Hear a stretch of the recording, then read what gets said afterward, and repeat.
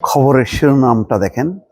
এই নির্বাচনের মধ্যেও এই খবরটা একটা গুরুত্ব আছে। প্লট দুর্নীতি, হাসিনা টিউলিপের সঙ্গে এবার ববি এবং রূপন্তীর সাজা। পরিবারের আর কেউ বাদ থাকলো না। যখন পুরো দেশ জুড়ে নির্বাচন চলছে, টান টান উত্তেজনা, ঠিক সেই সময় এই খবরটা একটু চাপা পড়লেও একটা বিষয় পরিষ্কার হলো যে নির্বাচন হবে, নতুন সরকার আসবে, যাই হোক না কেন এই বিচার থেকে রেহাই মিলছে না আপাতত। যদি নির্বাচনের পরবর্তী সময়ে কোনো রাজনৈতিক সমঝোতা হয় সেটা অন্য কথা। যেমন অনেক সাজা তো কম ছিল না বিএনপি জামাতের বিরুদ্ধে, তো সেই সাজাগুলি এখন কোথায়? মৃত্যুদণ্ড থেকে শুরু করে কত রকমের দণ্ড শেখ হাসিনার মানে বিচারালয় ফেঁদেছিল, তো এখন সেই ফাঁদগুলি আছে? নেই, শেষ। এটা হলো রাজনৈতিক পরিবর্তন। সুতরাং এখন আমি দেখছি আরো কত শত মামলা আছে। যতক্ষণ না পর্যন্ত রাজনৈতিক সমঝোতা না হবে ততক্ষণ পর্যন্ত এটা কিন্তু চলতে থাকবে, এটা আর শেষ হবে না। এটা হচ্ছে রাজনীতির আমাদের যে রাজনীতি, সেই রাজনীতির একটা কালো অধ্যায়, যেই অধ্যায়ের সাথে সবাই কম বেশি জড়িত। তবে গত 15 বছরে রীতিমতো রেকর্ড, এই রেকর্ড কেউ ভাঙতে পারবে না। যে পরিমাণ সাজা শেখ হাসিনা তার প্রতিপক্ষকে দিয়েছে এটা হয়তো কেউ ভাঙতে পারবে না। যাই হোক, এখানে দেখেন যে কোথায় ববি ফিনল্যান্ডে আছে, তার ববির ছোট বোন আজমিনা হক সিদ্দিক রূপন্তী প্লট নিয়ে।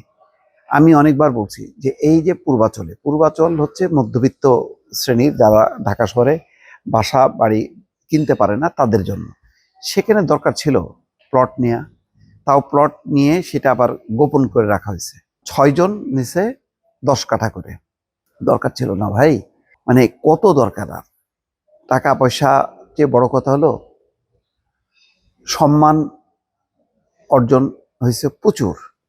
আবার এই সম্মান কিছুটা জোর করে আদায়ও করা হয়েছে। যেমন এই 3 বারের প্রধানমন্ত্রী ইতিহাসের রেকর্ডে থাকবে, কিন্তু এটা ভালোভাবে থাকবে না।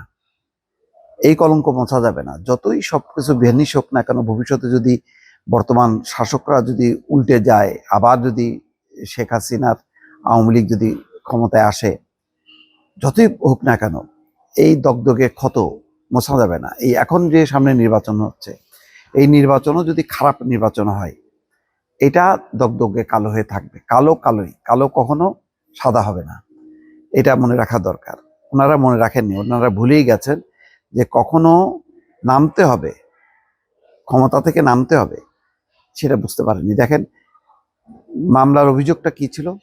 ঢাকা শহরে বাড়ি বা ফ্ল্যাট বা আবাসন সুবিধা থাকার পরেও সেই তথ্য গোপন করে আইন ভেঙে দুর্নীতির মাধ্যমে রাদওয়ান মুজিব সিদ্দিক ববি এবং আজমিনা হক সিদ্দিক রূপন্তীর পূর্বাচল নতুন শহর প্রকল্পে 10 কাঠা একটি করে প্লট বরাদ্দ নেন। 10 কাঠা করে।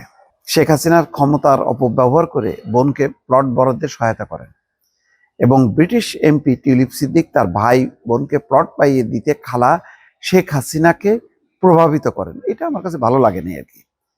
টিউলিপকে এখানে জড়ানো ঠিক হয়নি। সে কি প্রভাবিত করছে, কিভাবে, কি প্রভাব দরকার কি? শেখ হাসিনা যেখানে আছে সেখানে আর কারোর লাগে নাকি?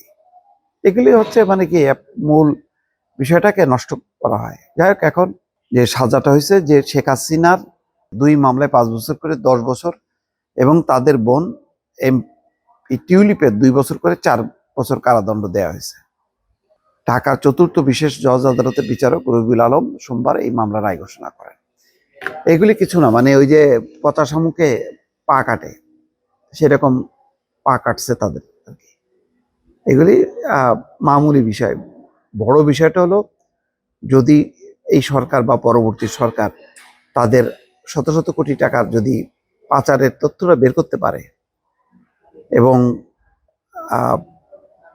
সবচেয়ে বড় বিষয়টা হলো টাকা পাচার দুর্নীতি, তারা তো সুবিধাভোগী, তারপরে তারা প্লটও ছাড়েনি, আর কি কি আছে তাদের, এই বিষয়গুলি কিন্তু আসলে এখন অনুসন্ধান হয়নি। এখন এটা যদি না বের হয় তাহলে কিন্তু প্রমাণ হবে যে এইগুলিও কোনো ভিত্তি নেই।